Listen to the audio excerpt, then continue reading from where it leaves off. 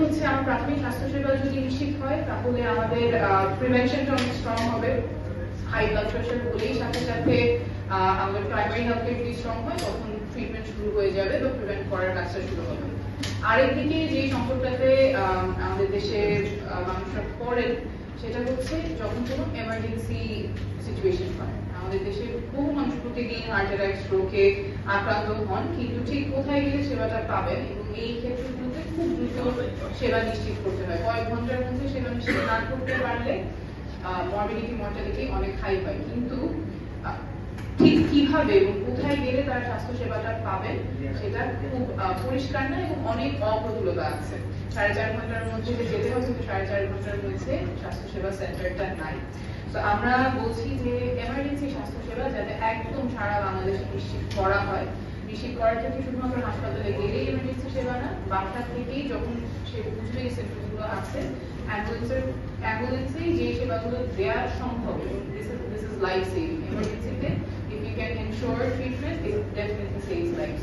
But আমাদের emergency সেই স্বাস্থ্যসেবার ফ্রেমওয়ার্কটা নাই। এখানে অনেকেই আছেন জানেন যে আমাদের এমার্জেন্সি মেডিসিনের কারিকুলামটাই নাই।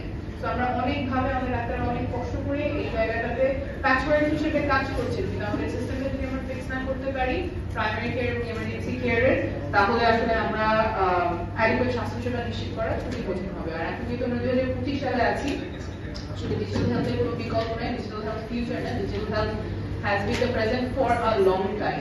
তো বিশেষ করে আমাদের দেশে যেখানে কাগজে কলমে লিখে দিলে রোগীদের প্রায়শই হারিয়ে যায়, ডাক্তারের কাছে যখন আসছে তখন দেখা যায় আগে কি ট্রিটমেন্ট হয়েছিল, আগে কি পরীক্ষা হয়েছিল সেগুলোর কাগজপত্রগুলো আর থাকে না।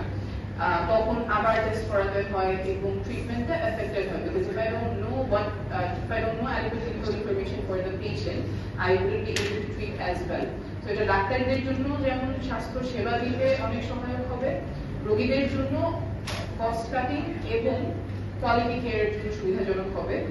আমরা বলছি একদম ন্যাশনালাইজ ইলেকট্রনিক হেলথ রেকর্ড, যেখানে জন্ম থেকে কারেন্ট সিচুয়েশন পর্যন্ত যত রোগ, যত ওষুধ, জাতিকা, যত এনকাউন্টার হয়েছে হেলথ কেয়ার সিস্টেমের সাথে সবগুলো যাতে একটা জায়গায় থাকে এবং এই সিস্টেমটা ইন্টারঅপারেবল হয়। আমাদের অনেক হাসপাতালেই আছে ইএইচআর, কিন্তু they will speak to each other. একটা হাসপাতালে গেলে ওই হাসপাতালে আবার গেলে হয়তো আপনার রেকর্ডটা থাকবে, কিন্তু আপনি অন্য আরেকটা হাসপাতালে গেলেই সেটা আবার হারিয়ে যায়। সেটা যাতে না হয়, all systems must speak to each other এবং আপনি যেই হেলথ কেয়ার সার্ভিস প্রোভাইডারের কাছেই যান না কেন, they will be able to see your information এবং ওই ইনফরমেশনের ভিত্তিতে চিকিৎসা হলে it will improve the quality and it will reduce the chance of mistakes. আমরা অনেক সময় যে ত্রুটির কথা চিন্তা করি বা ক্লিনিক্যাল মিস্টেক যেগুলো হয় সেটার চান্স অনেক কমে আসে যদি রাইট ইনফরমেশন থাকে।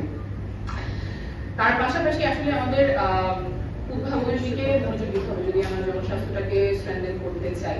আমাদের গবেষণার জন্য বেশ কিছু প্রতিষ্ঠান ডেডিকেটেডলি কাজ করছে, কিন্তু আমাদের বাংলাদেশের জনগোষ্ঠীর জন্য কোন চিকিৎসা ব্যবস্থা, কোন প্রিভেন্টিভ মেজার, কোন ওষুধগুলো কাজ করবে ঠিক ওইটা জানার জন্য আমাদের বায়ো ব্যাংক এবং কস্ট কাটিং মেজার যেগুলো লো কস্ট ডিভাইসেস সেই ক্ষেত্রে আমাদের প্রায়োরিটি দেওয়া প্রয়োজন। কারণ আমাদের সিচুয়েশনটা খুবই ইউনিক এবং রিসার্চ যেদিকে যাচ্ছে ওয়ার্ল্ড ওয়াইড, ইউকেতে বলেন, চায়নাতে বলেন, bio bank is where all the cutting edge research is happening এবং আমাদের দেশে এটা করা খুবই প্রয়োজন আমাদের জনগোষ্ঠীর জন্য। কোন চিকিৎসাটা কাজ করবে, কোন মেজারটা কাজ করবে সেটা বোঝার জন্য। জনস্বাস্থ্যের সবচেয়ে ইম্পর্টেন্ট যে জিনিসটা সেটা হচ্ছে জনবল। আনফরচুনেটলি আমাদের WHO অনুযায়ী we are one of the 47 countries facing a critical health workforce crisis. 2021 সালে দেখা গেছে যে ডক্টর পোস্ট, ডেন্টিস্ট এবং মিডওয়াইফস পোস্ট খালি 33.7%, 39.1%, 61.7%, অর্থাৎ 33 থেকে 62% পোস্ট যদি খালি থাকে, of course that system is in a dire need of reform and a lot of infusion.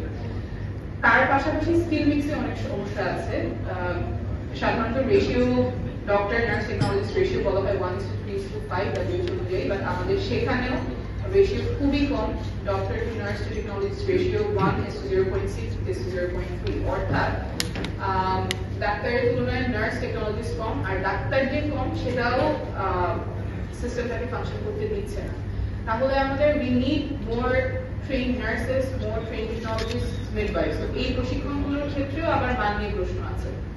আমরা একটু আগে শুনছিলাম যে মেডিকেল কলেজ হয়েছে অনেক, কিন্তু এমন মেডিকেল কলেজও আছে যেখানে আসলে তার সে যে ইন্টার্নশিপ করবে অথবা রোগী দেখবে সেই ইনফ্রাস্ট্রাকচারটা নাই, মেডিকেল কলেজ হাসপাতালটা খোলে নেই। তাহলে ওরা কিভাবে রোগী দেখা শিখবে? ডাক্তার হয়ে যাচ্ছে কিন্তু রোগী দেখে নেই। এরকম যদি মেডিকেল শিক্ষার মান হয় তাহলে আসলে চিকিৎসা সেবার মান আমরা কিভাবে উন্নত করবো? এবং আমরা এই যে ছাত্রদেরকে যেমন বঞ্চিত করছি, মেডিকেল শিক্ষার্থীদেরকে বঞ্চিত করছি, পাশাপাশি আমাদের রোগীরাও বঞ্চিত করছে। আসলে একদম পুরো স্বাস্থ্য ব্যবস্থা এটা 5 মিনিটে সম্ভব না, কিন্তু পুরো স্বাস্থ্য ব্যবস্থাটাই ঢেলে সাজানো প্রয়োজন আমাদের রোগীদের জন্য, জনগণের জন্য এবং যারা কাজ করছেন তাদের জন্য। আসলে কাউকেই আমাদের স্বাস্থ্য ব্যবস্থা সার্ভ করছে না। রোগীরা যখন পারছেন তারা হয় প্রাইভেটে যাচ্ছেন বা যাদের সামর্থ্য আছে বিদেশে চলে যাচ্ছেন, যারা ডাক্তার নার্স আছেন তারাও খুঁজছেন যে বাইরে যাওয়া যায় কিনা। তো কোনো স্টেক হোল্ডারই যদি সার্ভ না করে তাহলে আসলে স্বাস্থ্য ব্যবস্থাটা কারোর জন্যই ঠিক না, এবং it needs a holistic and a systemic overhaul. এর সাথে সাথে রিলেটেড এডুকেশন আমার মনে হয় অনেক সময় আমরা বাজেটের কথা হয়তো বলেছেন, বা অনেক সময় শর্ট টার্মের জন্য চিন্তা করা হয়, বাট আমরা যে ডেমোগ্রাফিক ডিভিডেন্ড উইন্ডো দিয়ে যাচ্ছি এইটা ইউটিলাইজ করার জন্য হলেও শিক্ষা এবং স্বাস্থ্যতে আমাদের ফোকাস করা প্রয়োজন।